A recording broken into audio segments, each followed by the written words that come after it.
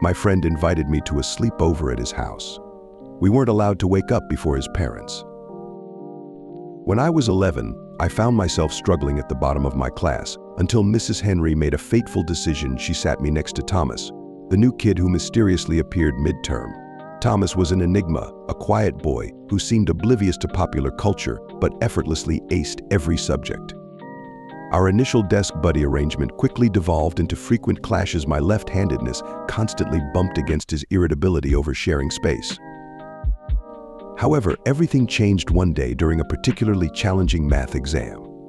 Thomas, finishing early, offered to help me understand the problems I struggled with. To my surprise and everyone else's, he became my impromptu tutor, patiently guiding me to my first A. From then on, he quietly helped me with homework and tough assignments, resulting in a dramatic improvement in my grades. My mom even rewarded me with Pokemon cards, which Thomas found amusingly unfamiliar. Then one Friday, out of the blue, Thomas invited me to sleep over at his place. He cryptically mentioned that his father wanted to meet me.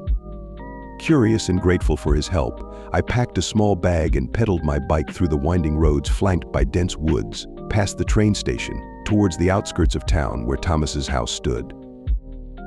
Thomas's home was perched atop a steep driveway, its eerie facade accentuated by boarded-up windows and drawn curtains. As I entered, Thomas and his family, each with matching blonde hair and dressed in plain, muted colors, greeted me with unnervingly wide smiles. Mr. Donovan, a stoic figure, introduced the family with a formality that belied his younger appearance compared to Mrs. Donovan. Inside, the house felt sterile and strangely pristine. Antique furniture lined the rooms, draped with sheets to protect them, with Mrs. Donovan cautioning me against touching anything under penalty. The sitting room where we gathered was adorned with numerous crucifixes, creating an atmosphere that felt more like a museum than a home. Mr. Donovan led us in a peculiar prayer, invoking blessings for good health and weather, though the religious practices remained obscure to me, despite my exposure to Protestant church visits with my grandparents. During a moment of holy silence in the prayer, I heard faint, muffled cries emanating from somewhere within the house. It was unnerving, but the Donovans remained composed, their unwavering smiles adding to the eerie ambience. The cries intensified, almost panicked, until they were abruptly drowned out by Mr. Donovan's thunderous voice concluding the prayer with a resounding amen. Dinner followed a sparse affair of boneless chicken and canned peaches under lumpy gravy. Before we ate, another prayer ensued, and I discreetly picked around the unappetizing meal, my stomach churning more from the unsettling atmosphere than hunger. Dessert brought relief in the form of chocolate cake, served meticulously by Mrs. Donovan, though my nerves were too frazzled to fully enjoy it. Sensing my discomfort, I feigned a stomach ache, hoping to be excused early. However, Mr. Donovan insisted on a special remedy for my supposed illness, a ritualistic intervention involving salt water that left me more unsettled than before. As bedtime approached unnaturally early, I was ushered into Thomas's room, which, like the rest of the house, exuded a lifeless and oppressive aura.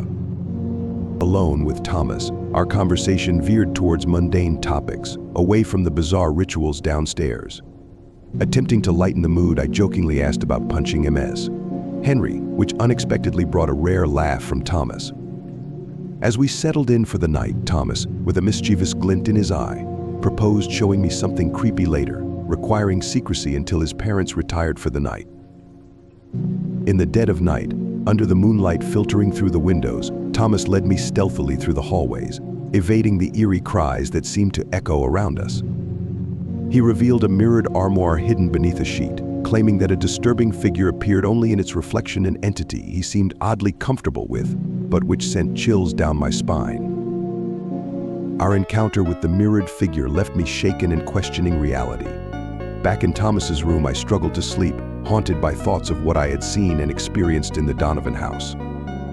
The next morning, I resolved to leave discreetly, fearing a confrontation with Thomas's father and desperate to escape the unsettling environment. My hurried departure and fabricated excuse about Thomas's family abruptly leaving due to illness spared me from returning to school. Yet, despite my relief at not seeing Thomas again, the memories of that eerie night and the Donovan family's peculiar rituals continued to haunt my dreams, leaving me with a lasting unease whenever I encountered mirrors or antique furniture draped in sheets.